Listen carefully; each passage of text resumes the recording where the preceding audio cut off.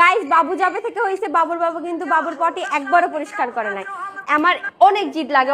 হ্যাঁ মুইও তো কইতাছি ওই একদিনও পটি পরিষ্কার করলে না কা হালারে আইসগো পটি খাওয়াইয়ে দিবি।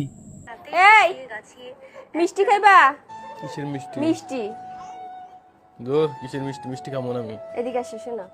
মিষ্টি খাই না আমি, জান সরো। আচ্ছা তাহলে দেখো না এই মিষ্টিটা আমি হাতে বানাইছি। আর হাতে বানান মিষ্টি তুই একবার খাইলে আর জীবনে বলতে পারবি না, তুই তাড়াতাড়ি খা। আজকে তোর উচিত শিক্ষা দিব বাবুর গু খাওয়াইয়া। বাবুর পটি সরো। আর করবি জীবনে এরকম। দামড়িডারে কইতাছি যে করিও কই দামড়াডারে ওই পটি চাপে ধরে তুই খাওয়াই দিবি। পটি লাইছে কেন? মুখের সামনে তো সরো। আরে শোনো, ও যদি একদিন না হাগু দেয় আমার এত পরিমাণ কষ্ট লাগে, আমি অনেকে হাসপাতালে যাইগা না হাগলে। ধরো আচ্ছা এটা লইছে। আল্লাহ পটি সরাও, বাবুর পটি সরাও। দামড়াডার কাণ্ড দেখো, ও মাগি গোনাহান কি রকমের হরে। তুই দামড়িডারে চাপে ধরে খাওয়াই দে, হেলেই তো ইয়ে যায়। এই ক্যামেরা ধরছে কেন আবার? আওয়াজ হোক। তুমি এই কাজটা কেন করলা জান? স্যার এখন আমার সময় নেই। হ্যাঁ কি করবা তুমি? এত সবাই নাই।